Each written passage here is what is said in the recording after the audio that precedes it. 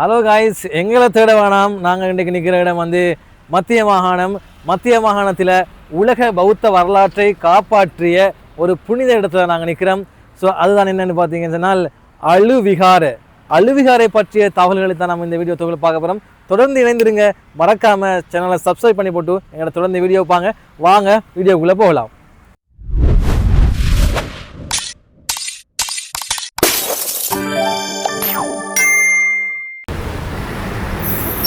Right, நாங்கள் இப்போ அழுவிகாரையினுடைய என்ட்ரன்ஸில் நிற்கிறோம். நாங்கள் உள்ளுக்கு போகிறோம். உள்ளுக்கு என்னென்ன அற்புதங்கள் அதிசயங்கள் இருக்குன்னு சொல்லி பார்க்கலாம். உங்களுக்கு பார்த்தா விலங்கும் அங்கே போக அந்த மலை உச்சிக்கு ஏறுறதா எங்கள் ஐடியா. வாங்க நீங்களும் சேர்ந்து போகலாம். அதே நேரத்தில் வந்து அழுவிகாரையுடைய அற்புதங்கள் ஏன் இது முக்கியத்துவம் பெறுகிறது என்ற விஷயங்களை இந்த வீடியோக்குள்ளே நாங்கள் பார்க்க போகிறோம். Stay with us. Rock temple என ஆங்கிலத்தில் அழைக்கப்படுகிற அழுவிகாரை இது மிகவும் பழமையான ஒரு பௌத்த விகாரை. வரலாறும் கலாச்சாரமும் நிறைந்த இடம்.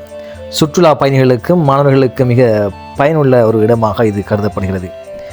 அழுவிகாரை மாத்தளை மாவட்டத்தில் மத்திய இலங்கையில் அமைந்துள்ள பாறைகளில் வெட்டப்பட்ட குகைகளில் பழமையான திருப்பீடக நூல்கள் ஓல இலைகள் எழுதப்பட்டவை.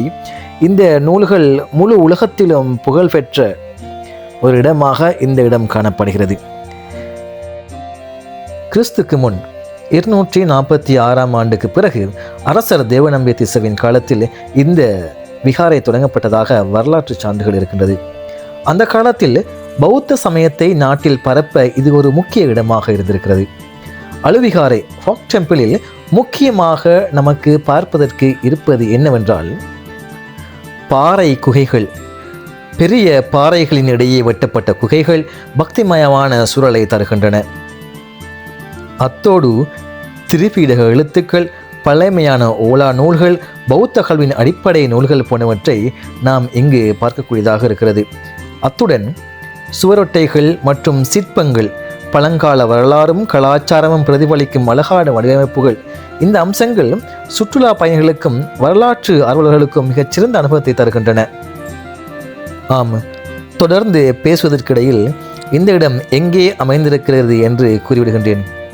மாத்தளை நகரத்தின் வடமுகத்தில் கண்டி தம்புள்ளை சாலையில் எளிதாக செல்லக்கூடிய இடத்தில் அமைந்திருக்கின்றது.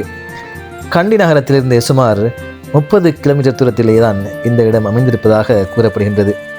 இந்த இடத்தை பார்வையிடுவதற்கு, இந்த இடத்தை சுற்றி பார்ப்பதற்கு சிறந்த நேரமாக காலை அல்லது மாலை நேரமாக சொல்லப்படுகின்றது.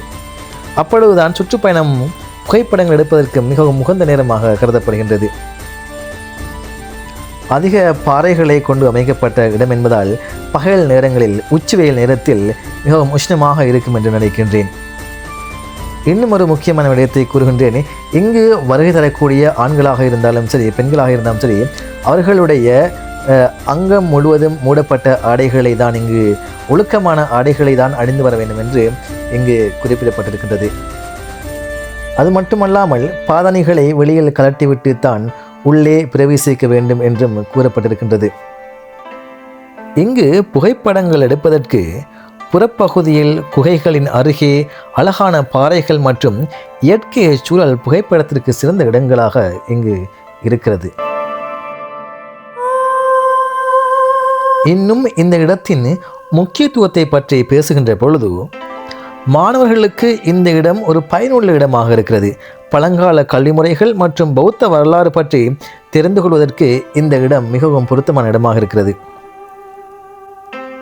அத்தோடு ஓலா நூல்கள் மற்றும் பழைய கட்டிடக்கலை பற்றியும் கற்றுக்கொள்ளலாம். பாறைகளின் இடையே அமைந்த குகைகள் பௌத்த பக்தி வழிகாட்டல்களை உணரச் செய்யும். சுற்றுலா பயணிகளுக்கும் மாணவர்களுக்கும் இது ஒரு மிகச் சுவாரஸ்யமான மற்றும் ஒரு பயனுள்ள இடமாக இருக்கிறது என்றுதான் நான் கூறுவேன். நிச்சயமாக இலங்கையின் மத்திய மலைப்பகுதியில் அமைந்துள்ள ஒரு வரலாற்று சின்னம் இந்த அழுவிகாரை. ஒரு மத செல்வம், ஒரு உலகளாவிய பாரம்பரியம். அதுவே அழுவிகாரையின் சிறப்பு திருப்பீடகம். பௌத்த வரலாற்றில், அதாவது பௌத்த உலக வரலாற்றில் மிக முக்கியமான தருணம் ஒன்றின் சாட்சியே இந்த அழுவிகாரை. புத்தர் பரிநிர்வாணம் அடைந்த பிறகு பல நூற்றாண்டுகள் வாய்மொழியாக மட்டுமே பரம்பரையாக வந்த திருப்பீடகம், அதாவது வினய பீடகம், சுத்த பீடகம், அபிதம்ப பீடகம், என்றழைக்கப்பட்ட அந்த புனிதமிக்க புத்தகம் முதன்முறையாக எழுத்து வடிவில் பதியப்பட்ட இடம் இந்த அழுவிகாரைதான். கிறிஸ்துக்கு முதல் நூற்றாண்டில் வட்டகாமினி அபயமன்னன் ஆட்சி காலத்தில் நாட்டில் ஏற்பட்ட பஞ்சம் போர்கள் காரணமாக பௌத்த போதனைகள் அழிந்துவிடும் அபாயம் தோன்றியது. அந்த அபாயத்தை உணர்ந்த அர்ஹத் பிக்குகள் இந்த அழுவிகாரை குகைகளில் தங்கி ஓலை சுவடிகளில் திரிபீடகத்தை மிகுந்த கவனத்துடன் எழுதத் தொடங்கினர். இதுவே பௌத்த தர்மம் உலகம் முழுவதும் பாதுகாக்கப்பட்டதற்கான மிகப்பெரிய காரணமாக இருக்கிறது. இங்கே உள்ள இயற்கை குகைகள் எழுதுவதற்கும் பாதுகாப்பதற்கும் ஏற்ற சூழலை கொண்டிருந்தன. ஒளி, காற்றோட்டம், அமைதி அனைத்தும் ஒன்றாக அமைந்த புனித இடம். ஒவ்வொரு எழுத்தும் ஒரு வழிபாடு போல, ஒரு தவம் போல பெரும் பொறுப்புடன் எழுதப்பட்டது.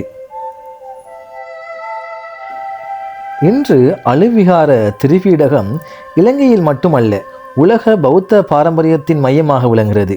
மாணவர்களுக்கு வரலாற்று பாடம், ஆசிரியர்களுக்கு அறிவு செல்வம், சுற்றுலா பயணிகளுக்கு நல்லது அனுபவம் அனைத்தையும் அள்ளி கொடுக்கிறது இந்த அழுவிகாரை. அழுவிகாரை என்பது ஒரு கோயில் மட்டுமல்ல, ஒரு விகாரை மட்டுமல்ல, ஒரு நூலகம், ஒரு பல்கலைக்கழகம், ஒரு நாகரிகத்தின் உயிர் நாடி. இந்த மண்ணில் எழுதப்பட்ட திரிபீடகம்தான் இன்றும் உலகத்திற்கு புத்த தர்மத்தின் ஒளியை பரப்பிக் கொண்டிருக்கிறது.